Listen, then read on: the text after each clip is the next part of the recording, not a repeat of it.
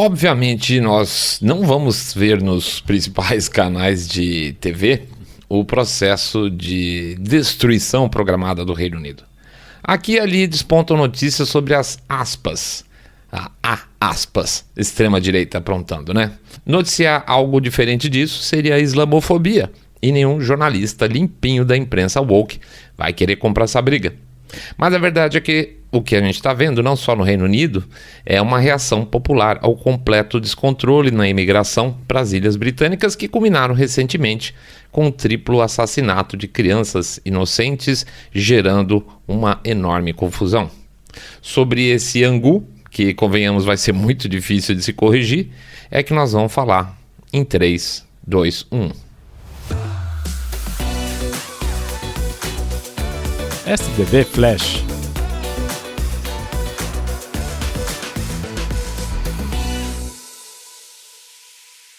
Muito bem, o que diabos está acontecendo no Reino Unido? Vamos voltar um pouco no tempo para contextualizar. Lá atrás, Boris Johnson ainda era primeiro-ministro britânico. Já estava enfraquecido e levas de imigrantes começaram a surgir no Canal da Mancha, transportado por barcos precários, para variar. Quem tinha poder para controlar o registro, fechando e abrindo lá a torneirinha desse processo, seria o Emmanuel Macron, que, além de ser um globalista de primeira linha, também se estranhava constantemente com o Reino Unido em função das negociações do Brexit. Portanto, ele não ajudou. O fato é que a coisa desandou de vez e a paisagem diária de barcos na costa britânica se tornou padrão. Faça as contas, então. 45 mil imigrantes durante um ano. E aqui eu estou falando só de pequenas embarcações, tá? Existem várias outras formas de entrar no Reino Unido. Então, em um ano, 45 mil imigrantes, ou no mínimo 120 pessoas por dia. Ou seja, 10 a 15 embarcações por dia atracando nas praias britânicas. Todo santo dia. Planos de retenção para isso aí falharam todos miseravelmente, mas não por acaso, vamos deixar bem claro, né? Não vão ser bobinhos e pensar que se trata só de incompetência aqui. Se no período Johnson, então, havia alguma polêmica a respeito, no período Rishi Sunak, o que havia era assuntagem e pouca ou nenhuma ação. Nenhuma. Mas considere isso o primeiro dos ingredientes do bolo apenas, tá? Outro ponto aqui, outro ingrediente. Dia 7 de outubro do ano passado ocorreu o ataque do Hamas a Israel com centenas de vítimas e todo o horror que a gente presenciou. Como consequência, a retaliação praticamente imediata de Israel que iniciou a invasão em Gaza. Vamos lembrar, a invasão de Israel foi o apito que faltava para a esquerda mundial, nas suas diferentes facções, para que ela se alinhasse com as causas palestinas, e aqui eu estou sendo bastante genérico, tá, nessa descrição, em diferentes partes do mundo. Como grande enfoque aí, a gente tem protestos nos Estados Unidos e no Reino Unido, uma série de protestos contra Israel, tá? A grande diferença aqui é que a população muçulmana no Reino Unido é muito mais significativa quando comparada à americana. Não por outra razão, você pode presenciar, a partir daquele momento exato, o início de grandes, enormes manifestações em Londres, praticamente todo fim de semana. E as palavras de ordem, na maior parte das vezes, era de destruição de Israel, impulsionado pelos centros religiosos islâmicos radicais lá da região. Para se ter uma ideia, aproximadamente 1,3 milhão de muçulmanos vivem apenas na região de Londres. Cidades como Bradford, Luton, Birmingham têm populações muçulmanas acima de 20%. Algumas boroughs lá de Londres, uma por exemplo chamada Newham, tem 1/3 da população muçulmana. Tower Hamlets, 38%, tá? Vai por mim, é muita coisa. Ou seja, no momento em que Israel avança sobre Gaza, o que se percebeu foi um levante local das populações muçulmanas que passam não só a protestar contra o evento, mas também com esses enormes protestos passam a afirmar o perfil muçulmano de grande parte da população. Os protestos não por acaso também, claro, deram espaço para o que, vamos dizer assim, o que seria um tema religioso, eu detesto essa expressão, mas lá é uma forma de empoderamento das tais minorias muçulmanas. Esses protestos gigantescos que passaram a se repetir com frequência, olhando daqui da nossa janela, passam a clara percepção de que o Reino Unido já era e não era mais historicamente o que se conheceu. Então deixa eu colocar um terceiro elemento aqui na nossa conversa: eleições. As eleições recentes no Reino Unido, após uma decisão do Rishi Sunak de basicamente entregar o poder de mão beijada para os trabalhistas, teve importantes discussões ao redor da questão migratória. Por essa razão, o partido de Nigel Farage, que se reestruturou na base do vamos que vamos, acabou em terceiro lugar em número de votos no pleito. Olha aí, foram 9.700.000 votos para os trabalhistas, 6.800.000 para os conservadores, 4.100.000 para o Reform UK do Farage e 3,5 milhões para os Lib Dems, ou seja, de estalo, o partido Farage conseguiu mais votos que os tradicionais Lib Dems. Só que no frigir dos ovos, os trabalhistas tiveram 33% dos votos, mas ficaram com 63% das cadeiras. O Reform UK teve 14% dos votos e menos de 1% das cadeiras. Pois é, esse é o sistema britânico.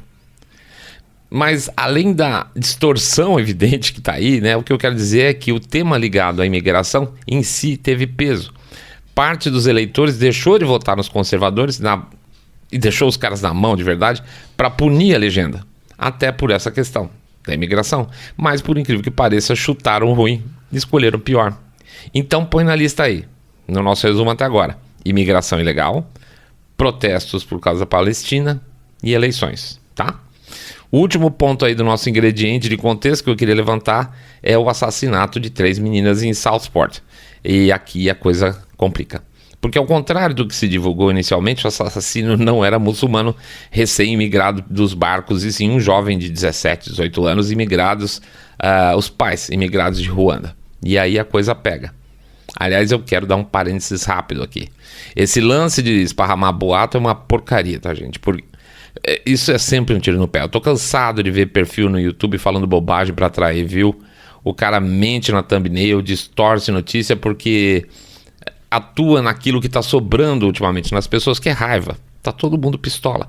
Então você cria um clima em cima de uma notícia que pode acabar girando o que tá acontecendo exatamente agora lá na Inglaterra. Para piorar, a notícia de que o rapaz era um imigrante muçulmano, além de passar até por uma TV local, também foi divulgado pelo Andrew Tate, que só no X tem mais de 10 milhões de seguidores. E o que está sendo usado por lá pelo governo trabalhista agora é o fato da notícia de estarem atacando muçulmanos por mortes que não são culpa dos muçulmanos, justifica então uma caça à bruxa daqueles que falarem mal de muçulmanos, capite? Ou seja, ainda que a gente saiba que se trata de um absurdo, vamos ser francos, pessoal, isso não ajuda em nada, porque a não ser que se tenha meio neurônio, esse tipo de coisa é exatamente o que a turma do lado de lá quer para usar como desculpa para censurar tudo que for possível. Semana passada eu participei de um Space com a Pan que estava passando, basicamente a discussão era esse tema. Parece bobagem, mas não é, tá? É um baita problemão. Talvez um dos grandes calcanhares de Aquiles da direita hoje passe por aí. Eu fico, por exemplo, uma pistola quando vejo um perfil no YouTube que fala, desculpa, merda, por causa de vídeo view. Essa semana mesmo tinha um vídeo no YouTube que na thumb estava escrito: Janja e Lula em crise após levar um chifre. Janja chora muito. E aí umas imagens com um círculo marcando nada, basicamente, do Lula, imagem da Janja, do Macron e o Demetrio Magnoli. Uma coisa sem pé na cabeça. Aí você procura o tema do vídeo no cara, ou seja, do chifre, da discussão, da Janja chora, e não tem nada. Por quê? Porque o palhaço que coloca essa notícia no vídeo é só para pôr. Ele só faz isso para chamar view. Ele coloca um nome bacana para atrair o público de direita, tipo... o canal chama Mais Brasil Menos Brasília, né? Chique. E cola um monte de vídeo porcaria. E é isso. E o que ele ganha? Ele ganha grana. E o que a direita ganha? Ganha fama de fake newsera, né? Sério, você acha que esse sujeito que faz uma porcaria dessa tá minimamente interessado no aspas futuro no Brasil, que ele faz isso para ajudar a estruturação do pensamento de direita no Brasil? Não. O cara tá tirando lindo uma da sua cara e o povo vai lá e ainda dá like nessa porcaria. Então, pelo amor de Deus, a grande contribuição desse tipo de coisa para a direita é ganhar fama de fake newsera com aval de muita gente. Mas enfim, esse não é o tema. Assim que as coisas começam a esquentar lá no Reino Unido, imediatamente após a morte das meninas, um grupo de cidadãos britânicos foi às ruas para protestar. E dentre eles, de fato, grupos mais radicais, tá? que foram lá e começaram a botar a coisa para quebrar. E isso não só em Southport, onde teve o crime das meninas, mas lentamente aí esparramando para outras cidades. Cidades essas que, por sinal, vamos ser muito franco, a questão de violência sexual tem sido marca registrada nos últimos anos de maneira crescente, tá? O número de estupros no Reino Unido é crescente e gangues de estupradores, aí sim, de origem muçulmana, também é crescente. Nesses núcleos urbanos, aí a população acabou se levantando porque tá de saco cheio e junto deles veio a turma do vamos quebrar tudo. Aí lojas, restaurantes, proprietários muçulmanos foram destruídos e adivinha, automaticamente contra-protestos começam a pipocar também. Mascarados muçulmanos armados de faca, machete, saíram pra rua, passaram a bater em transeunte, seja lá quem for, casos de pub invadido, frequentadores agredidos também começaram a surgir. E a polícia? Bom, a polícia britânica.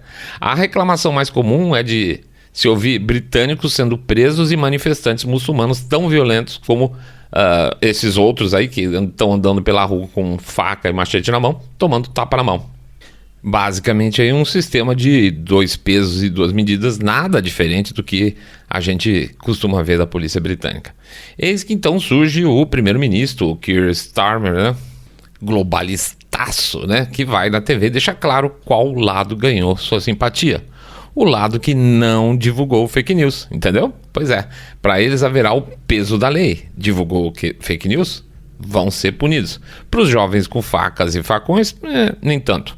Não importa que um repórter da TV tenha sido ameaçado ao vivo, em rede nacional, e que o carro da equipe de TV tenha tido um dos pneus furados à facada. Esses caras são vítimas da desinformação, coitados. O culpado é, sei lá, o Elon Musk. Vamos culpar o Elon Musk e ameaçar censurar as redes sociais, colocar mais câmeras com inteligência artificial, reconhecimento facial, reduzir a privacidade dos indivíduos. Porra, boa ideia. Assim a gente vai resolver tudo, não é isso? Pois é. É incrível que a gente colocou uma charge essa semana passada, no X sobre o tema. As ações ainda estavam numa crescente, essa situação estava piorando, mas é tão óbvio que se faz que dá para adiantar um pouco o conto, né? A gente consegue contar o conto antes dele acontecer. Por exemplo, então, você abre as fronteiras e empodera-se, aspas, uma minoria. 2, você, cidadão comum, é culpabilizado por não aceitar cordeiramente as políticas de invasão que são propostas. 3, desenvolve-se a narrativa de desinformação. 4, reduz a liberdade de expressão e as garantias individuais para proteger você, cidadão comum, que não está pedindo nada disso. Bem, na verdade, alguns vão pedir, sim, tá? Eles vão concordar. Tem muita gente que cai no conto do obrigado, Estado, por me proteger. A estratégia do medo e do caos tem sempre esse objetivo e funciona. A pandemia que a gente conheceu aí explica muito bem isso tudo, né? Do caos vêm as soluções heterodoxas que são saudadas pelos estatistas, pelos coletivistas e pelos bunda mole sem espinha em geral. E para onde o Reino Unido vai? Bom, fala-se em guerra civil e eu acho difícil. Esse caminho vem sendo construído há tanto tempo que boa parte dos britânicos nem percebe. É como a história lá do sapo na água morna. Por lá, no Reino Unido, a água já esquentou. E o que se percebe é que muitos deles ainda não notaram. Infelizmente, ao que tudo indica, quando perceberem, vai ser tarde demais. Se eu fosse você, faria como vários outros países do mundo que já estão fazendo o mesmo, estão sugerindo. Tá? Aliás, alguns países até não tão democráticos assim, como os Emirados Árabes, que estão aconselhando evitar ir para o Reino Unido. Evite visitar o Reino Unido. Não vá para lá. Não tem nada que vale a pena para ser visto nesse momento. É verdade. O que está sendo visto no Reino Unido é muito feio, mas é muito triste. É a dissolução de uma sociedade tradicional na cara de todo mundo e sem solução de curto prazo. Principalmente quando os eleitores do país votam exatamente naqueles que propõem a dissolução dessa sociedade. Complicado. É isso aí, pessoal. Não vou perder a chance de fazer o nosso jabá. Pedir para vocês fazerem um Pix. 125 R$10. Pingado não é seco. Ou então dar uma passada na nossa loja lá. lojasaindabolha.com.br. lojasaindodabolha.com.br.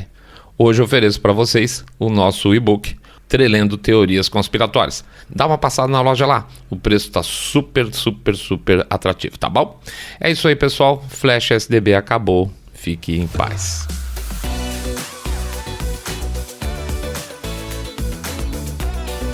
Saindo da bolha.